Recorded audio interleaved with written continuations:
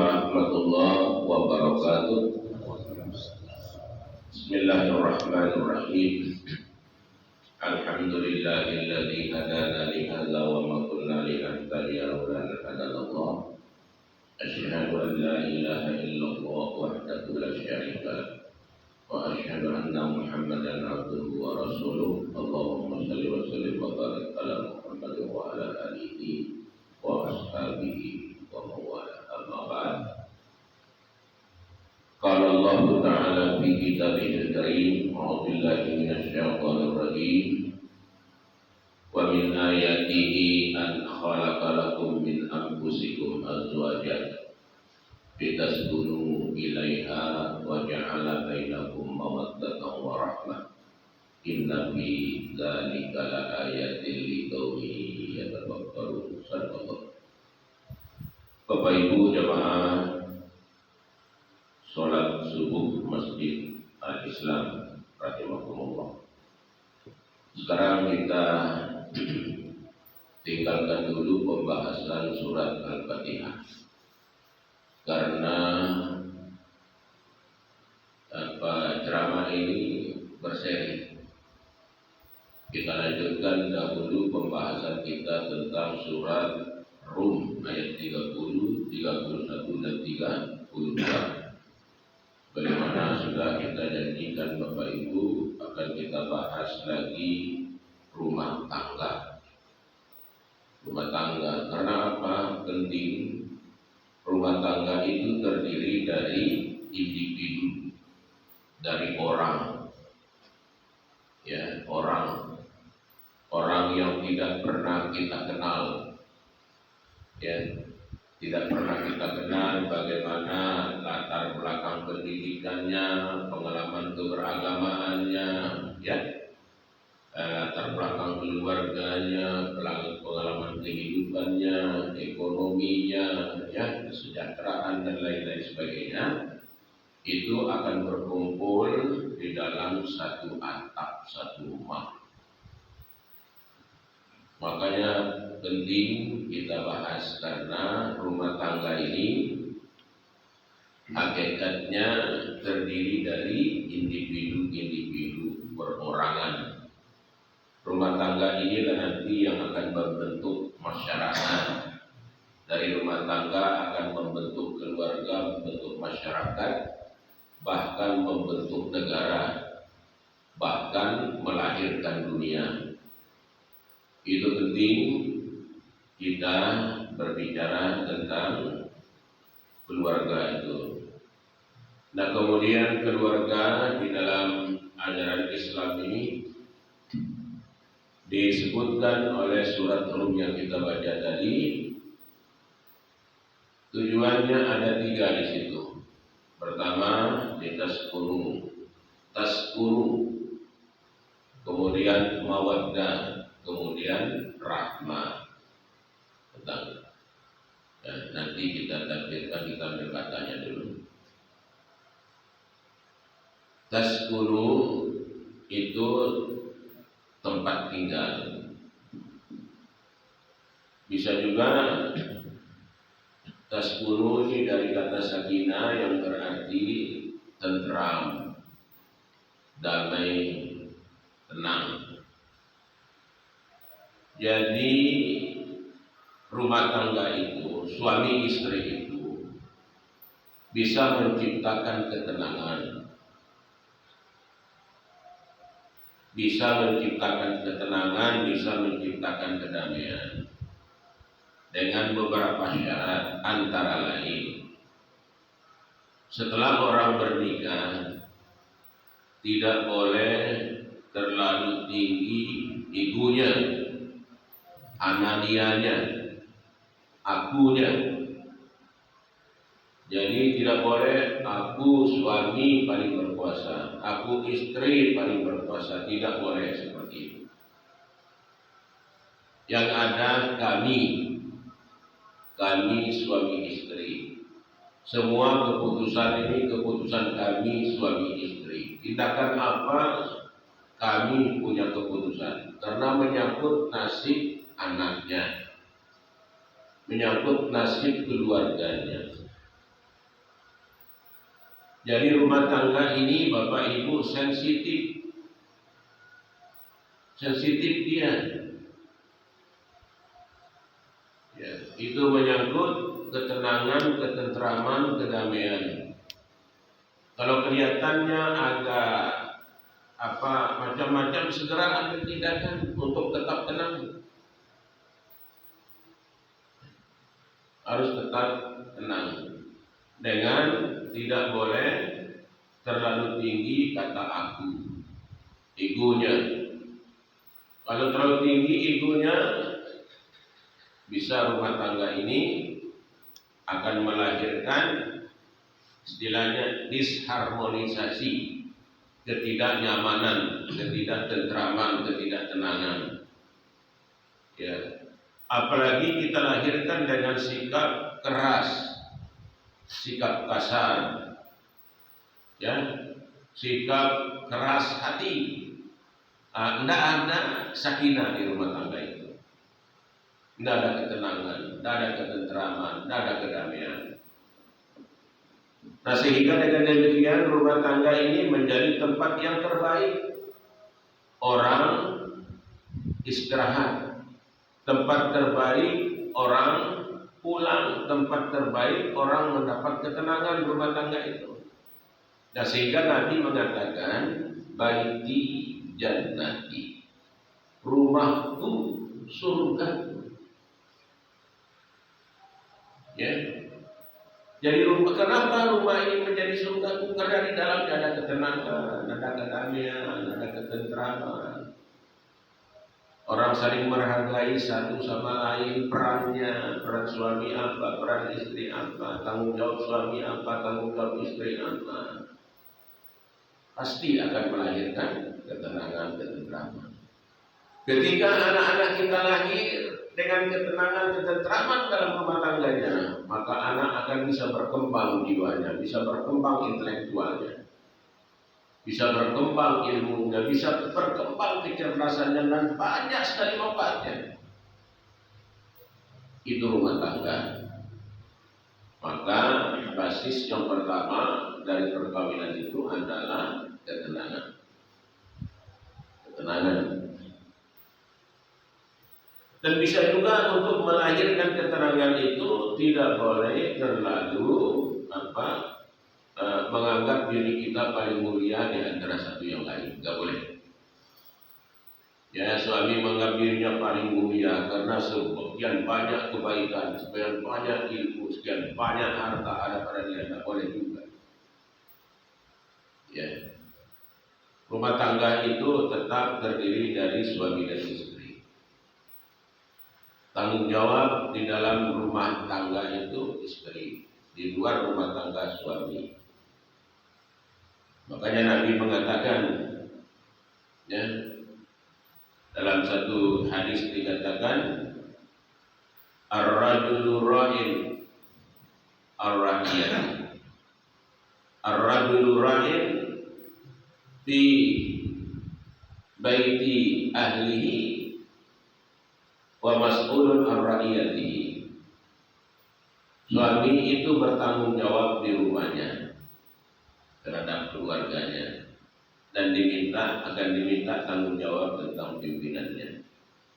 Jadi jelas bahwa rumah tangga itu yang paling bertanggung jawab menciptakan kedamaian, ketentraman, ketenangan itu adalah suami.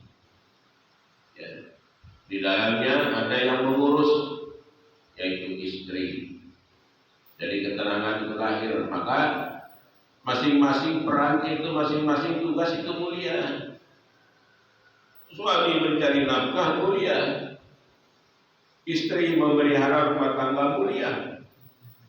Pahalanya sama, keutamaannya sama, ya, sama. Jadi betapa tinggi. Maka Nabi katakan, Al-Quran mengatakan, la tuzaku anfusakum wa a'lamu bimanit taqwa. Janganlah kamu menganggap dirimu paling suci dari yang lain, karena Allah Maha tahu siapa di antara kita yang paling bertakwa. Karena takwa letaknya di dalam hati, di dalam dada. Maka dalam rumah tangga tidak boleh kita menganggap diri kita paling baik, paling suci, paling mulia dari yang lain. Yang juga suami, bikin juga istri. Insya Allah kalau rumah tangga seperti ini akan melahirkan apa yang disebut dengan ketenangan, sakinah, ketentraman, ya, kedamaian di dalamnya. Seperti Nabi inginkan, ya, baiti dan nanti rumahku adalah surga. Nah, kalau rumah sudah menjadi surga, maka semua orang senang di rumah, rindu dia dengan rumahnya, ingin cepat kembali. Suami kalau pergi berusaha, sudah selesai berusahanya, rindu ingin kembali ke surganya. Ada surga di rumah tangga. Istri juga rindu, ya, ingin agar penduduk surga cepat kembali ke rumahnya suaminya, supaya semakin tenang rumah itu, semakin tentram. Subhanallah, betapa penting ini rumah tangga usrah ini, keluarga ini. Nah, rumah tangga seperti itu, ya, Nabi bilang tenang, akan ada kedamaian dan ketentraman. Kita buat perbandingan saja, Pak. Sering saya sampaikan, Rasulullah SAW rumahnya tidak besar, kecil rumahnya. Ya, tempat tidurnya juga tidak ada seperti orang-orang sekarang tempat tidur. Ya, rumahnya hanya satu Rasulullah. Kamarnya tidak terlalu besar. Tapi siapa kira bapak-bapak, anaknya lahir menjadi pemimpin wanita di dalam surga, ya, Fatimah Az-Zahra. Siapa tahu bapak-bapak cucunya Hasan Hussein menjadi pemimpin pemuda di dalam surga. Siapa tahu bapak-bapak keluarga ini menjadi ahlul bait yang disucikan oleh Allah, yang dihapus semua dosa dan kesalahannya. Pasti mereka menjadi penduduk surga. Karena apa? Karena pendidikannya, karena tarbiyahnya. Ya, lahir orang-orang. Kita bandingkan dengan orang kita sekarang. Rumahnya banyak, bertingkat-tingkat, masing-masing rumah punya kendaraan, punya segala, tapi banyak melahirkan anak-anak yang narkoba, anak-anak yang gagal, anak-anak yang tidak taat, anak-anak yang tidak beribadah. Kan harus itu menjadi perbandingan kita, umat Islam.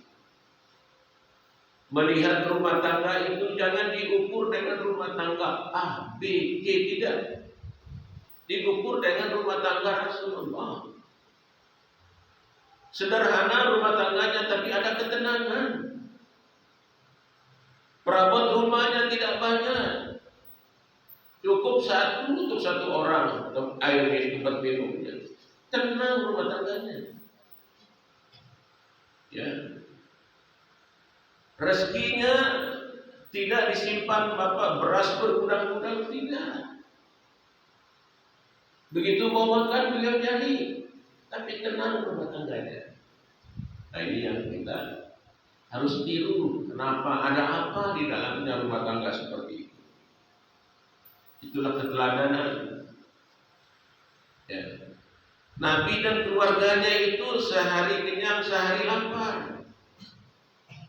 Ya. Nabi kalau ada makanan tidak ada yang disimpan sampai besok pagi. Pasti diberikan ke tetangganya, orang miskin. Coba bayangkan bahwa ketenangan, ketentraman. Itu contoh teladan bagaimana orang pandai bersyukuri nikmat Allah. Walaupun sedikit, rumah tangganya tetap tenang, tetap damai, tetap tenteram. Ya. Karena rumah tangganya itu adalah surga. Tempat kita berbagi, tempat kita menukar pengalaman, tempat kita muhasabah, mengoreksi diri kita sendiri setelah pulang ke rumah itu dari bekerja, itu rumah tangga. Rumah tangga seperti itu bapak-bapak pasti akan diberikan berkah oleh Allah Subhanahu wa taala. Nah, rumah tangga itu ya seperti masjid. Orang Islam rumah tangganya seperti masjid. Di dalam rumahnya ada yang baca Quran, ada yang sholat, ya. Di rumah tangganya ada yang zikir, ada yang mengingatkan penduduk rumah tangga itu siapa yang hilaf salah perlu diingatkan. Kalau kita salah tidak perlu kita bela-bela diri kita. Di mana salah langsung kita perbaiki, selesai masalahnya. Kalau kita bela-bela menganggap diri tidak salah, tidak akan selesai masalahnya. Yang tahu salah itu hati kita. Kalau kita salah, kita hilaf, kita keliru. Ketika diingatkan perbaiki, tidak usah berargumentasi soal jawab yang banyak. Itu cara mengatur rumah tangga.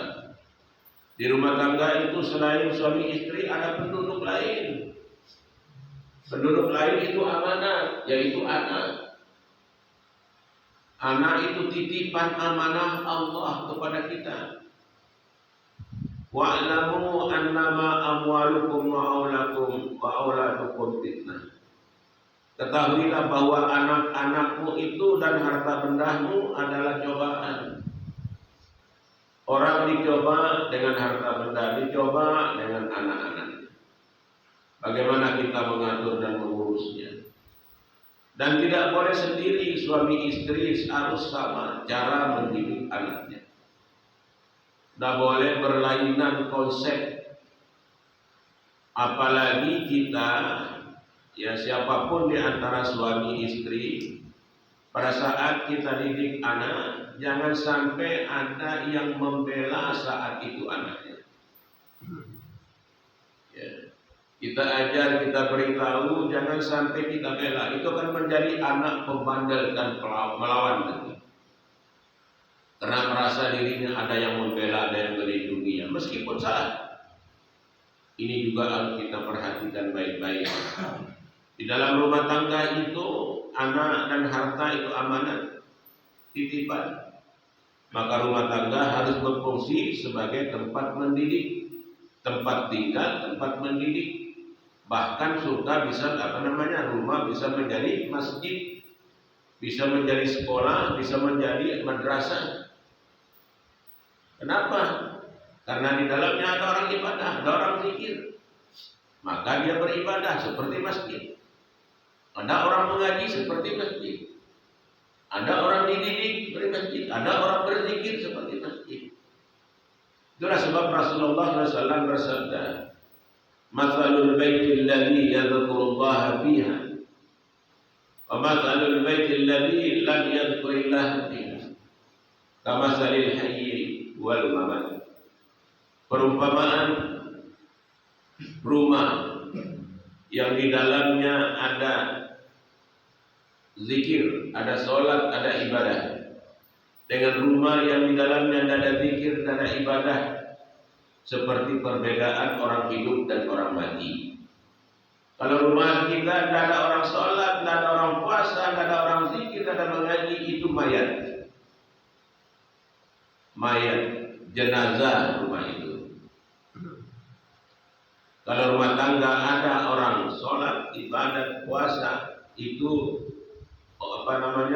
ibarat orang yang masih hidup. Jadi bapak-bapak, ibu-ibu kembali kepada sakinah, mawaddah, warahmah.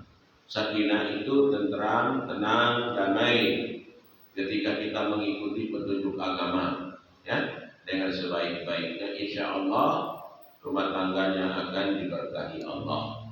Nanti kita lanjut pembahasan mawaddah warahmah, ya, kata dari katanya ini. Barangkali ini dulu yang bisa kita sampaikan, semoga bermanfaat. Billahi taufiq wal hidayah. Wassalamualaikum warahmatullahi wabarakatuh.